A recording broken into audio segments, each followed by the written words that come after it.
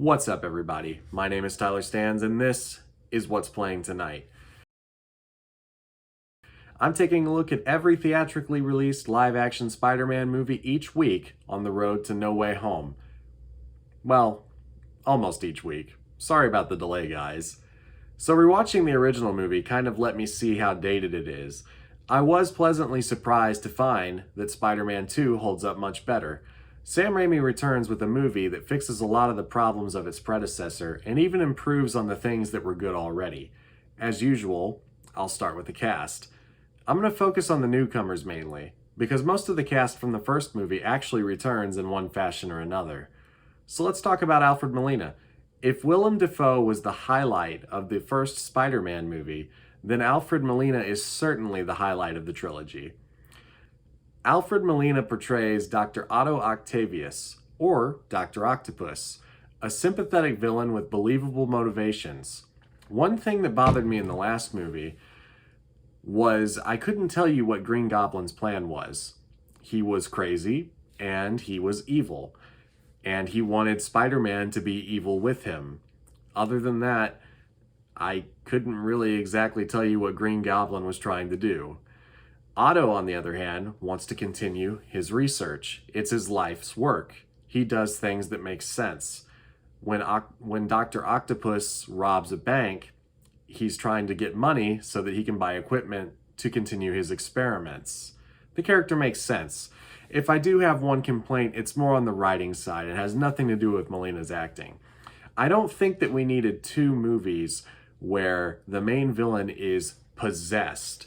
And what I mean by that is Norman in the last movie was obviously possessed by his damaged psyche. Not really possessed, but multiple personality possession. You know what I mean. He was possessed by his damaged psyche. And Otto in this movie is similarly possessed by the artificial intelligence in his octopus arms. I don't really think that they needed to return to that well so quickly after the first movie, but it is what it is, and it's not a major problem. Other than that, I think the character is great, and Molina delivers a fantastic performance. The other real newcomer on the main cast is Donna Murphy as Rosie Octavius. I don't have much to say about her, unfortunately, due to her limited screen time. I think she has either 2 or 3 scenes in this movie, and one of them is her death scene. I will compliment her performance, though. She did portray a loving, caring wife, and I believe the relationship between her and Otto. As for the returning cast, we get Tobey Maguire giving a much better performance than last time. Where Tobey shines is he shows the inner turmoil that Peter is experiencing. We get to see a man who has way too much on his plate and how the stress is affecting him. He can't hold down a job, which means he can't pay his rent. The woman he loves is getting married, but he couldn't be with her anyway because he has to be Spider-Man and he has to protect his loved ones from his enemies. If they ever found out he was Spider-Man, they would be in danger. It's a vicious cycle of anxiety and stress, and I think that makes him a really relatable character.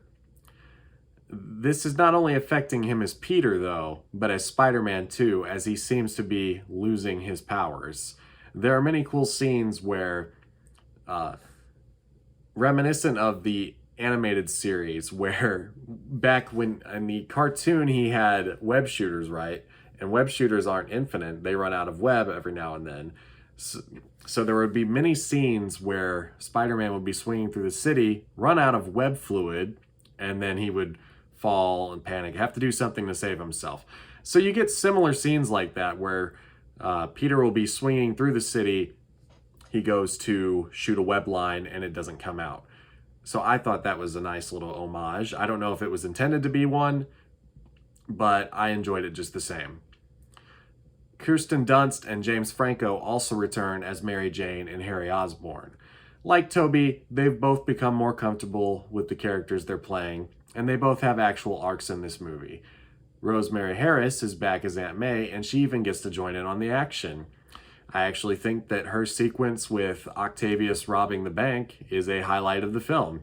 Just about every fight scene between Spider-Man and Dr. Octopus are highlights of the film. I guess you can't have too many highlights, but that's neither here nor there. Everyone from the Daily Bugle is also back, pretty much doing what they did last time. I don't have much to say. We do have more cameos. I completely forgot to mention Stan Lee last time, which is kind of ironic considering later in Stan Lee's life, I think he was mostly known for doing cameos in Marvel movies. And I can't remember if he was in Blade or not, but I know he had a cameo in X-Men, and he makes cameos in all of the Spider-Man movies. Spider-Man movies. His cameo in the first one, it's kind of blink and you miss it. He's at the Unity Day festival, and he leaps out of the way of some debris. In this one, he actually gets to save somebody from some falling debris. There's a lot of falling debris in the Sam Raimi Spider-Man trilogy. Bruce Campbell is also back. As I mentioned in my last video, he has a cameo in every single Spider-Man movie, and I think this one is better than his last one. The announcer at the wrestling ring was great, but I like him as this usher that will not let Peter get into the play. The great thing about Bruce Campbell's usher character is that when Peter walks into the foyer of the theater, he points out the fact that his shoe is untied, and then he has him fix his necktie only to not let him into the show. We also have comedian Hal Sparks as the guy on the elevator with the cute basset hound.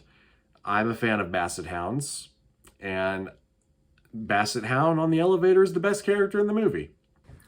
We have one of my favorites, Joel Mchale, as the banker. I didn't notice that was Joel Mchale the first time I watched this as a kid. I don't think I really knew who he was. I'd never watched The Soup or anything. But I did watch a lot of Community. So after watching Community and then going back to watch Spider-Man 2 after watching Community, it was nice to see, oh, hey, I never even realized he was in this. So that was a nice moment. The last cameo that I can remember is Emily Deschanel. You might know her from the show Bones. She is the woman who will not pay for them pizzas. She's just like rolling her eyes and saying, they're late, I'm not paying for those.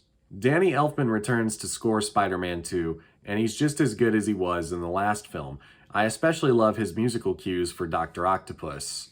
It's nice that the villain had his own theme in this one. I don't remember Green Goblin having a theme in the first one, or it could have just been so subtle that I missed it.